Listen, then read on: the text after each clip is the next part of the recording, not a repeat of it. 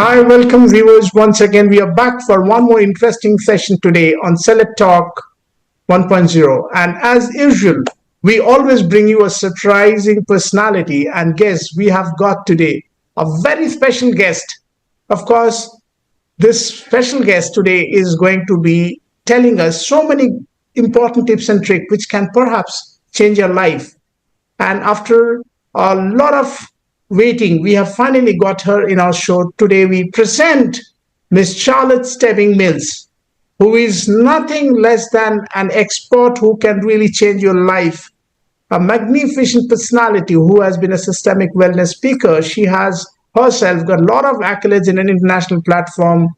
And after her busy schedule, today she is here with us and on a special topic that is empathy in leadership. How empathy can be a game changer for leadership, the core of sustainable success. So today we'll be definitely discussing on this lovely topic, and we would try to understand that how we can use all the skill sets and all the different tips and tricks which will be shared in this broadcast. So stay glued and keep watching. But before that, I will request our special guest, Miss Charlotte, to say a few things about her journey so far and how exactly she got the motivation to really come into the wellness space. Welcome, Miss Charlotte. Wow, Pramanka, thank you so much for having me. What an introduction. I mean, what a special host. I mean, I'm very excited to be here, and I really love what you do and how you bring the essence of being human to your mission. And I think that's something really important. It resonated with me, and I'm sure it will resonate with your audience because they know you best. So I've been in the health and wellbeing space for over 20 years. I started back in the UK, which is where I'm from. I'm now in the Middle East, and I've been here since 2013. And professionally, I've been starting my career working closely with the NHS in the UK, bridging the gap between medical interventions and commercial health and well-being. And that was all about how do we get people to recover from heart attacks and strokes from living stress-induced lifestyles. So that was kind of where I started. And over the years, I then kind of worked my way up through that kind of typical traditional career ladder into different leadership roles that led me over to the Middle East, leading over 1,000 employees across different countries across the GCC, flying backwards and forwards to, Kuwait, Jordan, Saudi, obviously spent a lot of time in Dubai and Abu Dhabi particularly. And during that time, I experienced my own burnout as well, which was quite a significant impact for me, given the fact that I've been in health and wellbeing for so long. It was like, what was missing here? It was a bit of a shock to the system to some extent. And that was kind of what put us on a path to what we do today, which is having our own business called The Wellness Theory, where we specialize in workplace wellbeing solutions from a systemic standpoint. And we have a coaching side of our business, which helps individuals to basically live in health, happiness, and high performance. And we do that by looking specifically at systemic wellbeing, sustainable performance, and the impact that then has on society and that social impact piece. Amazing. Really, very impressive. And I'm really very thankful to you for giving the time today. So Charlotte, I'm sure our guests really are getting a feeling that they are in the safe place and the safe hands today, so that they understand more about empathy and leadership and how exactly they're finding the core of sustainable success. So I begin my first question today, Charlotte. Charlotte, you have spent nearly 2 decades across, healthcare, wellness, high performance leadership from your different rehab programs with Siswood Consulting across different regions. How has your personal story shaped your definition of empathy in leadership? Oh, well, it's interesting because my first taste, actually, I think of real empathy and what that looked like and compassion and then that ripple effect that can have was actually long before I even got into business. Like, I just remember being 13 years old and I was in a bit of a turbulent situation growing up, loving household, but in a very unique way. And that turbulence turned into many forms of stresses for myself and my family. But there was this one day I remember specifically where I left the house And I went to our local park, and this was in the UK. And I don't know if there's anyone listening to this that knows of these like fundraising charity runs that happen. And I witnessed one of these for the first time, and it was for actually cancer research. And I remember being in the park, and there was just this energy, there was this feeling happening. I'm getting goosebumps now just telling you about it, where there was people all coming together, being really healthy, right? They were being active, like they were running, and they were coming together in this sense of community. But there was this underlying sense of emotion that was present, because a lot of people that were there were obviously running and supporting a cause of cancer, which for a lot of people, you know, is been quite destructive in many ways in life. But people were coming together in light of that destruction or suffering, and they were coming together and they were leading this charge, and they was leading this sense of change. And it hit me emotionally. And I mean, I was 13 years old, and I don't know that I knew what that really meant at the time, but it definitely planted a seed within me to say, wow, it doesn't matter what we go through or what responsibilities we may have or may not have, depending on whatever age we are, there's something that we can do here that shapes a culture. It shapes the way that we show up in the world. And later in my time, I've realised that it's got a lot to do with obviously our emotional well-being. And it's got a lot to do with then how do we treat the person in front of us. And there's so many ways we can look at that. And obviously I specialize in workplace wellbeing. So I spend a lot of time now working with leaders in senior positions. I work with managers at the kind of that mid-level. And we have this great responsibility to ensure that our employees are well. And we only can do that when we actually step out of perhaps our own stresses and our own immediate like performance intense pressures, and actually look at what's going on behind it. Because when we start to solve the stresses, we start to be able to perform better, and we start to then be able to look even more widely at that social impact lens. So the empathy piece comes into, we can be a lot more empathetic and compassionate with those around us when we have the capacity to do so. And I think that's one of the sticking points that we have right now is life is busy, it's fast, it's high pressure. Who has time to be empathetic as a leader? You know, they've got stakeholders that they need to impress and get results for, you know. So I think that empathy piece is almost like a hidden link. Although it's been spoken about more now, that practical application is still a bit of a sticking point for most. Absolutely. I really get intrigued by the motion, the momentum in which you have started your career, and then how you are touching so many lives. I'm sure you have touched more than 100 lives so far, and more than that. So if I really need to ask you, what was that aha moment when you realized empathy wasn't just part of the leadership, or it was the leadership? Honestly, I would say it was just over 10 years ago when I started to experience my own sense of burnout. I was on this trajectory of, it was literally sun, sea and sand, living here. I had a good income. I was at a high level in the company I was working with at the time. On paper, everything looked great, but behind the scenes, I was really struggling. I had suicidal ideation, got to a point where I just wanted to end it all. It was a really dark time from a mental health perspective, but yet there was nobody I could talk to or felt that I could talk to.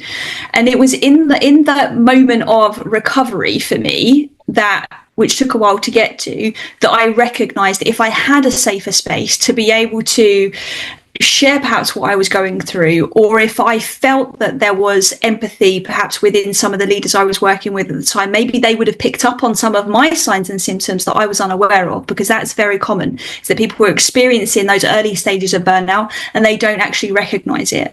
So I think as leaders, we have that responsibility to be observant of the people that we're working with, but also create that safe space where we can actually then open and share. So that was my biggest aha moment and wake up call as to how important that really is. Because before that, I was aware of, leadership skills and what we needed, and any leadership training and course that I'd ever done and been educated on was all about the skills and listening and active listening and all of these things. But that emotion piece was just completely blinded. So that was definitely an aha moment because of my need for it, being on the other side of it. And that was the aha moment that actually then was the catalyst for creating the business that we have now. And our mission is literally when we healthy and well, we can be a force for good in the world. So everything we do is leaning towards that, and that empathetic leadership we then try and embody in our own business. But also, how do we give to leaders perhaps an awareness and maybe even a capacity or skill set that perhaps wasn't present before? Interesting. Now let's deep dive into the empathy at work. I've got a few questions there. Many leaders confuse empathy with sympathy. Can you clarify the difference today and why that distinction is mission critical today for leaders in high stress, fast-paced environment? Yeah, absolutely. It's a great point. And I've kind of got another take on this, which might be a bit controversial. So sympathy is when we are feeling sorry for someone, right? We're feeling sorry for them. Maybe we're in it and we're feeling it, and then we feel like we have to be in it and solve. Empathy is very, very close to sympathy as well from this standpoint, is we will feel the feelings. An empath will feel everything that this person is going through. And if we don't have our own emotional sense of regulation, we will fall into that sympathy mode, perhaps, and then really absorb that energy. And even if we're not trying to solve that person's situation, we can likely absorb that and then project that and take that out elsewhere in our life or elsewhere in our work. But I think where the real skill happens is when we can shift from sympathy to empathy to compassion. And compassion is when we can then actually co-regulate with a person, hence the co in the word. We can co-regulate and we can be, okay, how can we move forward with this in a way that is resourceful? And that's not discounting what somebody's going through, but it's about us being able to do what we need to do to kind of clear that emotional charge so that we can then move it into a positive way forwards. Perfect. That's an absolute way to look at, and I'm sure like this clarification is so helpful to our viewers. I would just move on to the next question. You work with high achievers and stressed out executives. What is your single most important approach when empathy must be delivered in a performance-driven review? Or how do you keep it real and result-focused? Because most of the time we want to just be very focused on the result. In any performance-driven review, how you want the empathy should be delivered?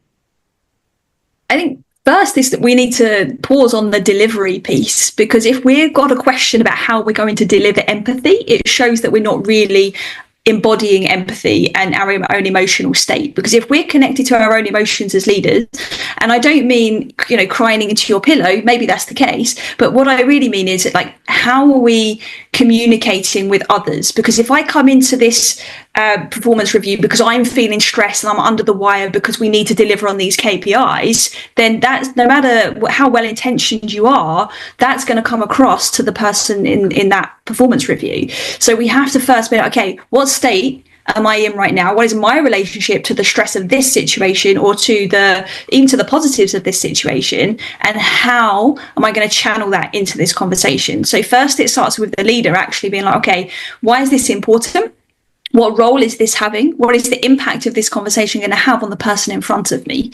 Once you can answer those questions, then you get to go and have the conversation, and then the delivery will actually probably be quite natural. There's no hidden hack or skill that somebody needs then, because they're actually quite connected with themselves and what they want to communicate. True. So if I could look at your, the background and the journey so far, I'm sure like thousands of people you have walked across this UAE, GCC region with so many cultural nuances. How to really balance the leaders who come from a diverse background with diverse level of empathy, and how do you manage to respect this diversity in different emotional landscapes? Understanding what people value, I think, has a real impact here. I mean, the best person to answer that question in this region would be somebody called Emma Jourdain, who specialises in cultural intelligence. But for me and what I've seen on the ground, I truly believe that when we understand what somebody values, it doesn't matter where they're from. It doesn't really matter too much where they are on their emotional regulation journey, let's say, and how they're managing themselves, because then we can relate. If I know that what's important to you, Priyanka, is that you care about the human in front of you and you care about the essence of your work and what that impact has on the people around you, whether that be big or small, we can now have a conversation about your work around that. But if you come to me and tell me that what's important to you is making sure that your children have the best education and that you need to make sure that you hit your results and get your bonus because actually it's a matter of lifestyle impact and relationship impact, then I know that I need to support you in that way. So when it comes to then that emotional regulation, we've almost already taken care of that empathy because we've already listened to what the other person wants and needs. And then we can channel the way we perhaps lead or manage this person in relation to who they are as an individual. And I know that can be challenging and potentially hard for larger corporations that have thousands and thousands of employees, but there are easy ways to do that by a quality onboarding process, by making sure that we've got managers who are upskilled, by making sure that we're living from our core values as an organization and that they ripple through the organization on a daily basis. Correct. I once heard somewhere, I think whether it's in your podcast or somebody once said that when stress is managed well, energy flows. So how you really connect this thought with empathetic leadership, or which actually elevates the energy and results with an organization? Yeah, great question. So this is a dot that's been connected actually through the people that we work with and the patterns that we recognized. It wasn't like we suddenly thought, oh, this seems like a good idea. No, we looked at the behavior, and what we saw is when people managed their stress, they had more of a capacity to have empathy because they were stepping out of themselves often, right? You know, that saying that we can't see the picture when we're inside the frame. We have to step back and gain perspective. And when people start to really learn how to manage stress and optimize stress, now we can step out of the frame and we can observe and say, okay, what's working, what isn't working? How do we communicate this? What does this person need? We can only do that when we create space to do so. And that's where then those people who are then managing their own sense of well-being and stress, let's say, they can then sustain that level of performance, which gives consistency to the teams that they're around. And that is within that communication and that empathetic piece of the puzzle. But then it goes a step further into that social impact piece. And then people start to operate from a sense of purpose. So if I understand what your sense of purpose is as an employee, for example, well, now I can tap into that and we can move towards something together. And we can only do that when empathy is present. And we've seen it result after result of the clients we work with, from individuals who master their own well-being and their own stresses, whether that be things from years ago or situational events that happen now. There's this almost switch that clicks and it's, this is what I need for me to be well, so I can show up for others in this well capacity of empathy, of compassion, of presence, of performance. And then they will go on and open up non-profits. They'll go and they will expand what their social impact reach is as a business. And for me, that's just like, that's the sweet spot. But for them, they see an uplift in everything else. There was actually a study by Oxford in the UK at the start of last year, I believe. And basically they looked at over 50,000 employees, over 250 companies in the UK. And they was looking at employee well-being, right? They were looking at the initiatives and saying, basically, does it really work? You know, there's all this talk about we need to invest, we need to look after our staff. And actually the one well-being initiative that they found that had the biggest uplift in mental health as well as kind of overall holistic well-being was volunteering. So it wasn't the stress management workshops, it wasn't mindfulness, it wasn't meditation, it wasn't these apps. It was actually the researcher finding that a deeper sense of meaning and connection helps improve everything else. And that only happens when we can step out of that stress state and put our perspective elsewhere. And one of the reasons why volunteering works so well is because we get a different perspective, don't we? We go and volunteer usually in places where somebody's having a harder time than we are, that we probably couldn't imagine living that way or experiencing something, or we have and it's broken our heart and we want to lean forwards because we've tapped into that emotion and we've put ourselves outside of the frame and then been able to move forward with empathy. Absolutely.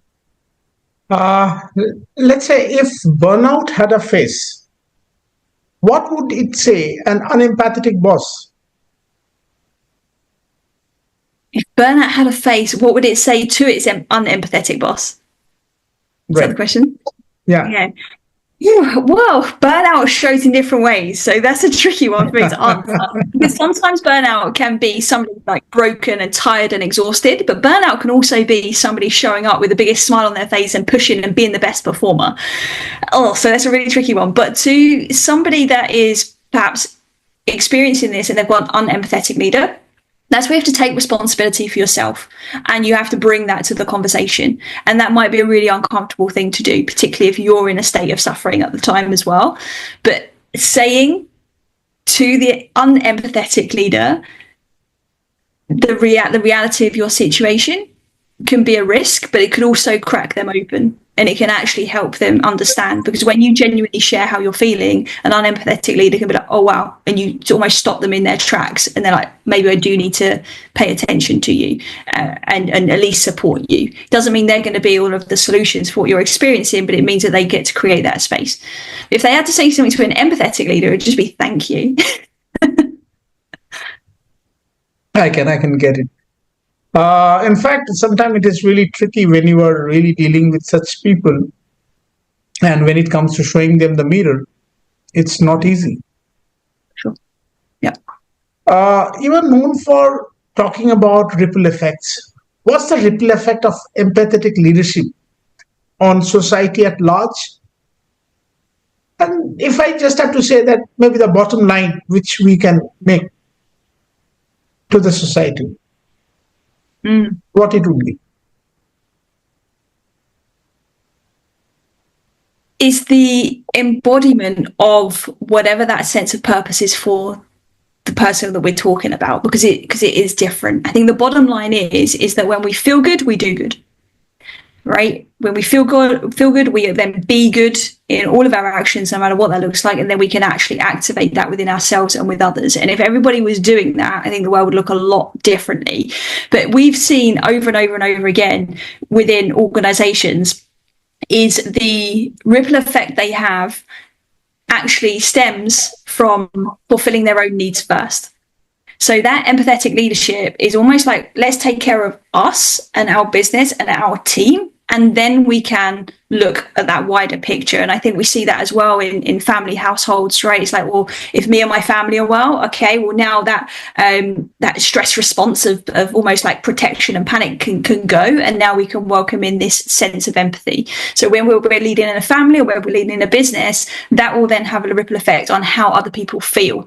And when we're operating at a higher frequency emotionally and energetically, that then has a ripple effect on the people around us. There have been studies over the years where they've taken like meditators who are operating at a much higher vibrational level because they are in this more cleansed state, should I say, because they're almost stepped out of some of the distractions of everyday life.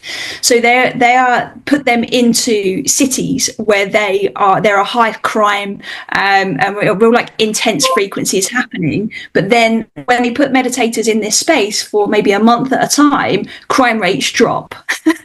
Right? That's not a coincidence.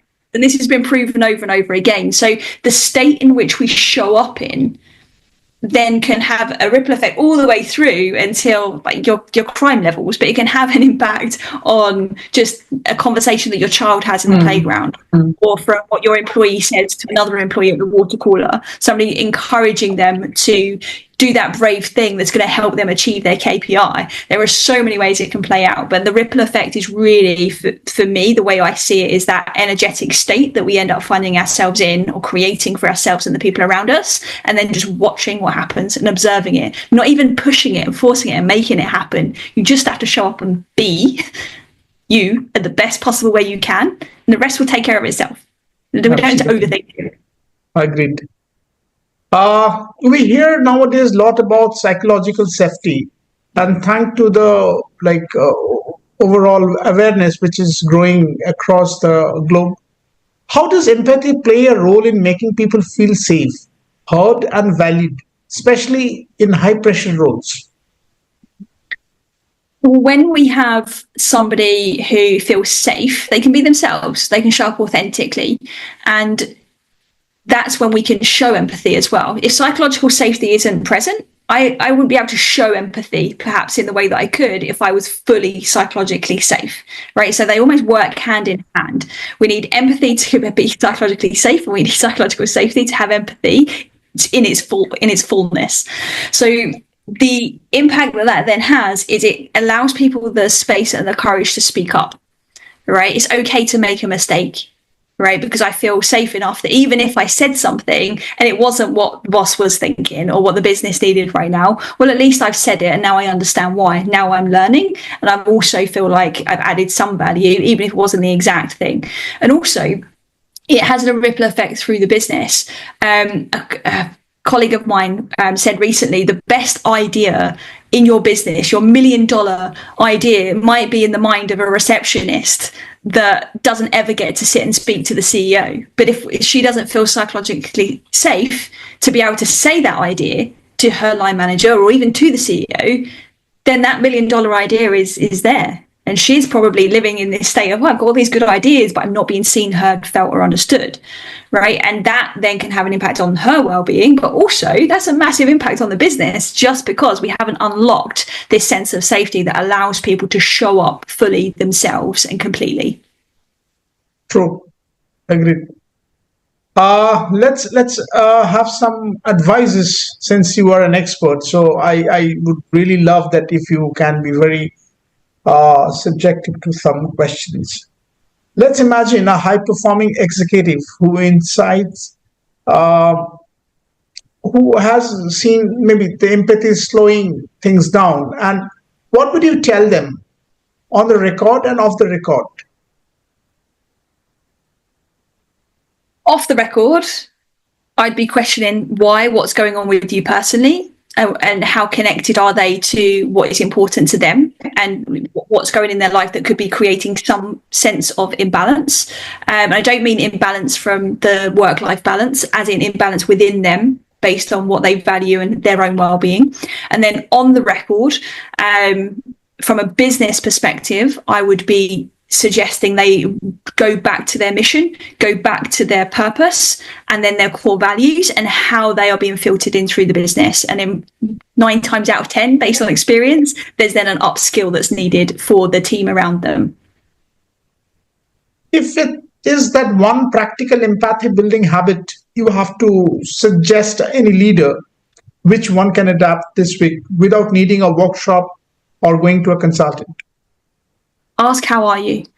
That's it. Just go around your organization and ask, how are you? And genuinely care and listen to the answer. That's it. Sorry. So if I have to ask you a question, that what tools or approaches from the wellness aspect you recommend to the leaders who can maintain empathy without emotional exhaustion? Because nowadays people get very exhausted. So what would be your advice here? They need to work on themselves individually and understand their own needs as a leader, because not all leaders are the same. We see this over and over again with a senior team development training that they want to have as a group, and that is great. And there's so much value to that. But what really adds value from that well-being and empathy perspective is when somebody gets that support individually and then we come together. So really understanding what are the individual needs of that leader. True. I absolutely agree, and I'm sure this is going to help a lot to our viewers today. I just have some quick. Must empathy remain our greatest leadership edge? What you would like to say then? Well, okay, so I think the first thing is understanding the connection between your own well-being and your performance. So often we look at empathetic leadership when we want to increase performance, right? Or we want to feel better, which comes back to well-being. So recognize what does that mean for you, because then that will increase your ripple effect over time and you will feel more fulfilled. forwards. Absolutely. So as you were very right in saying that we are moving towards an AI-driven world where, of course, we have to be emotionally more evolved. We have to be more intelligent in understanding. So here I sign off from the show, and I'm really sure that our viewers have got enriched today with this wonderful lessons and the learnings we have got from Charlotte. Thank you once again.